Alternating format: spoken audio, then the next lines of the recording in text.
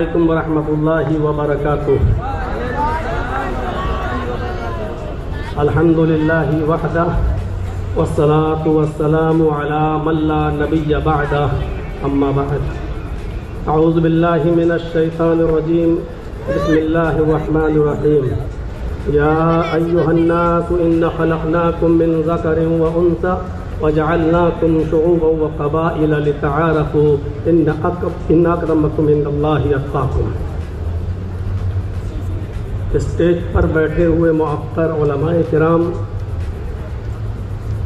اور معزز سامعین حضرات جو ہندوستان کے گوشے گوشے اور چپے چپے سے تشریف لائے ہوئے ہیں، آل انڈیا اہل حدیث کانفرنس جو 35ویں آپ جو اس میں سماعت فرما رہے ہیں، اس میں شرکت کیے ہوئے ہیں، اس کا موضوع جو رکھا گیا ہے احترام انسانیت اور مذاہب عالم، یہ اپنے نوعیت کا بڑا حساس موضوع ہے اور تمام خطباء نے اسی موضوع پر گفتگو کی ہے. اللہ تبارک و تعالیٰ نے ساری انسانیت کو ایک کنبے سے، ایک قبیلے سے، خاندان سے جوڑا ہے. آپ اس بات کا اندازہ قرآن کی آیت سے لگا سکتے ہیں جو میں نے خطبے کے بعد آپ کے سامنے پڑھی ہے. اس کے اندر اللہ تبارک و تعالیٰ نے ساری دنیا کے انسانوں کو آپس میں بھائی بھائی قرار دیا ہے. بتایا یا ایھا الناس انا خلقناکم من ذکر و انثی. اے لوگوں، ساری کائنات کے انسانوں کو مخاطب کر کے کہا کہ اے ساری دنیا کی مانو ذاتی، اے انسانوں، ہم نے تم کو ایک مرد اور ایک عورت سے پیدا کیا ہے اور ہم نے تمہارے شعبے اور قبیلے بنا دیے ہیں، اور اس کی وجہ یہ ہے کہ لتعارفوا، تاکہ تم ایک دوسرے کو پہچان سکو. تو یہ کہا کہ یا ایھا الناس انا خلقناکم من ذکر و انثی، ہم نے ساری انسانیت کو، سب کو ایک مرد اور ایک عورت سے پیدا کیا ہے. تم سب کا باپ ایک ہے، تم سب کی ماں ایک ہے. تم سب کا باپ آدم اور تم سب کی ماں ایک حوا، جس کو آپ آشو کہہ لیں، ہیووتی کہہ لیں، شتروپا، تم سب ایک ہی باپ کے اور ایک ہی ماں کے بیٹے ہو، یعنی تم سب آپس میں بھائی بھائی ہو.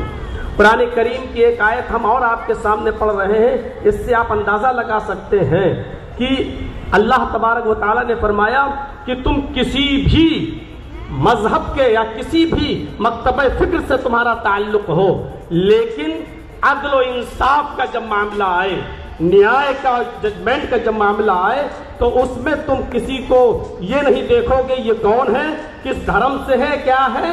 آپ اس بات سے اندازہ لگا سکتے ہیں انسانیت اس وقت تک برقرار نہیں رہ سکتی ہے جب تک کہ دنیا کے اندر عدل نہ ہو، جب تک کہ ہم عدل سے کام نہ لیں. فرمایا وَلَا يَجْرِمَنَّكُمْ شَنَآنُ قَوْمٍ عَلَىٰ أَن لَّا تَعْدِلُوا. صاف لفظوں میں فرمایا کہ اے لوگوں، کہیں ایسا نہ ہو تمہیں کسی قوم کی کسی قوم کی دشمنی اس بات پر تمہیں مجبور نہ کر دے کہ تم اس کے ساتھ انصاف نہ کر سکو. انصاف ہر حال میں کرنا ہے، چاہے وہ کسی بھی مذہب کا ماننے والا ہو. یہ نہیں دیکھنا ہے کہ یہ کون ہے، اس سے ہمارا تعلق قریبی ہے تو اس کے فیور میں فیصلہ کر دیا جائے. اسلام کی تاریخ کا اگر آپ مطالعہ کریں گے تو ایسے ایسے مناظر آپ کے سامنے آئیں گے کہ حضرت علی رضی اللہ تعالیٰ عنہ کے زمانے میں ایک یہودی مجرم ثابت ہو گیا اور اس کو کوڑے لگانا تھے، لہذا حضرت علی رضی اللہ تعالیٰ عنہ نے حکم دیا کہ اس یہودی کو کوڑے لگائے جائیں. اور کوڑے لگانے والا حضرت علی کا غلام تھا قمبر. اس نے کوڑے لگائے، کوڑے لگانے میں کنفیوز ہو گیا کہ ہم نے اس کو 9 کوڑے مارے ہیں یا 10 مارے ہیں، لہذا اس نے یہ سوچ کر کہ 9 ہی لگے ہوں گے، ایک کوڑا اور مار دیا. جب اس کو کوڑا لگ گیا تو پھر اس نے حضرت علی رضی اللہ تعالیٰ عنہ سے کہا کہ امیر المومنین، آپ کے خادم نے، آپ کے غلام نے ایک کوڑا مجھے زیادہ مارا ہے اور مجھے اس کا انتقام چاہیے. فوراً اسی وقت حضرت علی رضی اللہ تعالیٰ عنہ نے قمبر سے کہا کہ اے قمبر ادھر آؤ اور دیکھو یہ یہودی کیا کہہ رہا ہے. قمبر نے اعتراف کیا کہ ہاں امیر المومنین، مجھے شک ہے، پتہ نہیں 9 مارے تھے یا 10، تو یہ سوچ کر کہ 9 ہی مارے ہوں گے، ایک اور میں نے مار دیا. مجھے اعتراف ہے اس بات کا کہ ہو سکتا ہے کہ ایک کوڑا زیادہ لگ گیا ہو. حضرت علی نے فرمایا اب تم کھڑے ہو جاؤ. اور اس یہودی سے کہا کہ کوڑا لو اپنے ہاتھ میں، اور اس یہودی سے کہا کہ تم اپنا انتقام لے لو، بدلہ لے لو، اور ایک کوڑا اس یہودی نے مارا حضرت علی کے غلام۔ میں کہنا یہ چاہتا ہوں انسانیت اسی وقت محفوظ رہ سکتی ہے، اس کا تحفظ اسی وقت ہو سکتا ہے جب آپ عدل سے کام لیں گے، اور جہاں عدل و انصاف ختم ہوا وہاں انسانیت بھی مجروح ہوگی، انسانیت کا بھی خون ہوگا۔ اس لیے ہر حال میں اگر آپ یہ چاہتے ہیں کہ انسانیت مجروح نہ ہو، انسانیت محفوظ رہے، تو آپ کو عدل و انصاف قائم کرنا ہوگا، اور جتنا زیادہ عدل ہوگا دنیا میں اتنا ہی زیادہ امن ہوگا۔ آپ کو شاید یاد ہوگا حضرت علی رضی اللہ تعالیٰ عنہ نے بھی ایک یہودی کے خلاف مقدمہ دائر کر دیا تھا قاضی شریح کی عدالت میں کہ میری ایک زرہ ایک یہودی کے پاس ہے، اور جب یہودی کو پیش کیا گیا تو یہودی نے کہا وہ زرہ میری ہے۔ حضرت علی سے کہا گواہ پیش کرو۔ حضرت علی نے جو گواہ پیش کیے تھے شرعی اعتبار سے ان گواہوں کی کوئی حیثیت نہیں تھی۔ قاضی شریح نے امیر المومنین حضرت علی کے خلاف فیصلہ سنایا، یہ کہتے ہوئے کہ اے علی، آپ نے جو گواہ پیش کیا ہے وہ آپ کا بیٹا ہے، اور شریعت محمدی کے اندر بیٹے کی گواہی باپ کے حق میں تسلیم نہیں کی جاتی ہے۔ اے علی، آپ نے دوسرا گواہ اپنا غلام پیش کیا ہے، غلام کی گواہی بھی مالک کے حق میں، آقا کے حق میں قبول نہیں کی جاتی ہے، لہذا یہ زرہ کا مالک یہودی ہے۔ حضرت علی کے خلاف فیصلہ سنایا۔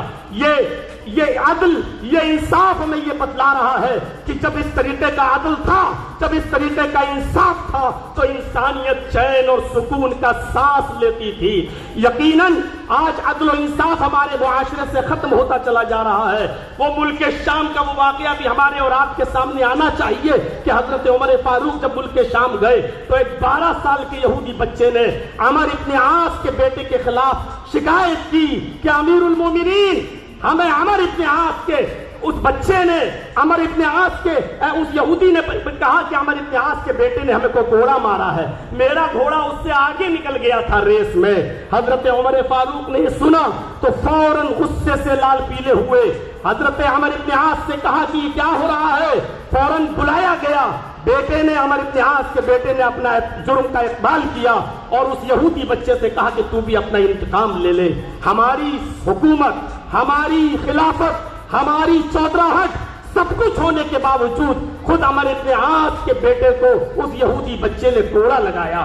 میں علامہ احسان الہی ظہیر کی ایک بار تقریر سن رہا تھا، انہوں نے تو اپنے خطاب کے اندر یہ بھی کہا کہ ایک کوڑا حضرت عمر فاروق نے اپنے خاتم سے کہا کہ عمر ابن عاص کو بھی لگاؤ۔ جب عمر ابن عاص کو کوڑا لگا تو انہوں نے پوچھا کہ مجھے کیوں کوڑا مارا جا رہا ہے، میرا کیا قصور ہے؟ تو فرمایا تمہارا قصور یہ ہے کہ تم نے اپنے بیٹے کو صحیح تربیت نہیں دی ہے، اگر تم نے اپنے بیٹے کو صحیح تربیت دی ہوتی تو تمہارا بیٹا ناجائز کسی یہودی بچے کو کوڑا نہیں مارتا۔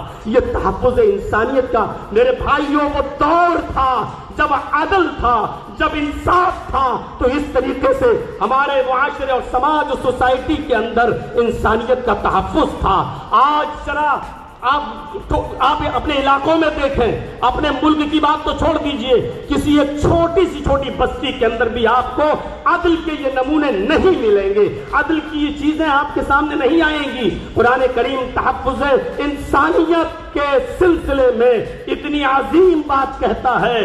میں جانتا ہوں جن لوگوں نے دیگر ادیان کا مطالعہ کیا ہوگا ان کو اچھی طریقے سے معلوم ہوگا کہ اس طریقے کی کوئی بات دوسرے مذہب میں اس کا عشر بھی نہیں ملے گا، 10واں حصہ بھی نہیں ملے گا۔ من قتل نفسا بغیر نفس او فساد فکأنما قتل الناس جميعا، جس نے کسی ایک انسان کو قتل کر دیا، نفس واحد کا قتل کیا، ہندو مسلم کی قید نہیں، کسی ایک انسان کو اگر قتل کر دیا تو قرآن کہتا ہے، یہ ہمارے اسلام کے اصول اور ضابطوں میں شامل ہے، صاف طور پر اللہ تبارک و تعالیٰ نے فرمایا کہ اس قاتل کو یہ جان لینا چاہیے کہ وہ صرف نفس واحد کا قاتل نہیں ہے، وہ ایک انسان کا قاتل نہیں ہے، فَكَأَنَّمَا قَتَلَ النَّاسَ جَمِيعًا، وہ ساری انسانیت کا قاتل ہے۔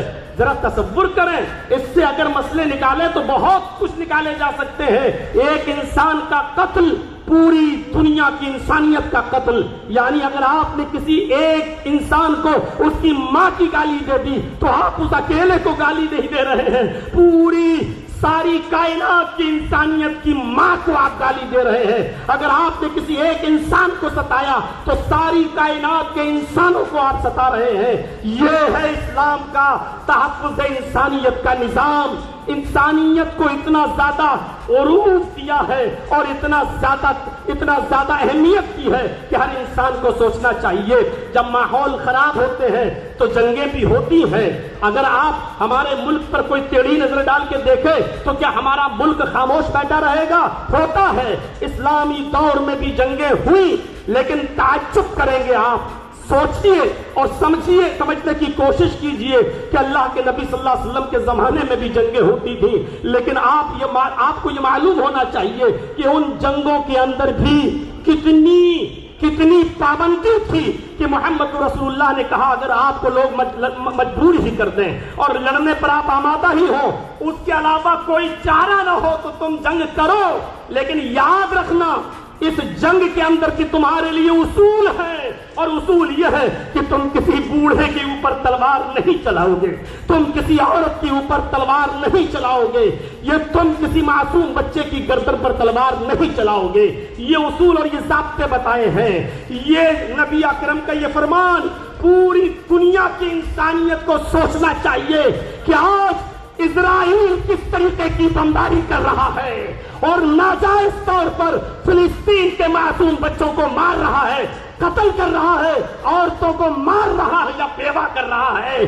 सारी दुनिया की इंसानियत खामोश बैठी हुई है। वो बच्चों ही को जुल्म और सितम का निशाना बना रहा है, वो वहां के लोगों को नाजायज तौर पर मार रहा है। मैं कहना ये चाहता हूं कौन गलत कौन सही एक अलग मसला है, लेकिन यहाँ इंसानियत मजरूह हो रही है। मोहम्मद रसूलुल्लाह सल्लल्लाहु अलैहि वसल्लम ने उस दौर में भी यही कहा था कि कोई भी शख्स जो है किसी बूढ़े की गर्दन पे तलवार न चलाए, कोई भी शख्स किसी मासूम की गर्दन पे तलवार न चलाए, कोई भी शख्स किसी औरत को न मारे, किसी बूढ़े को न मारे। ये उसूल और ये ज़ाब्ते मुतय्यन किए थे इस्लाम ने। मेरे भाइयों, नबी अकरम सल्लल्लाहु अलैहि वसल्लम के जमाने में भी जंगें हुआ करती थी, और आप ग़ज़वात और सराया की तादाद जोड़ें। अल्लामा इब्नुल क़य्यिम अल-जौज़ी रहमतुल्लाह अलैह ने ज़ादुल मआद में लिखा है कि नबी अकरम सल्लल्लाहु अलैहि वसल्लम के जमाने में आपके ग़ज़वात और सराया की तादाद जोड़ी जाए तो तकरीबन 80 है। 54 तो वो ग़ज़वात है जिसमें नबी अकरम शामिल हुए, और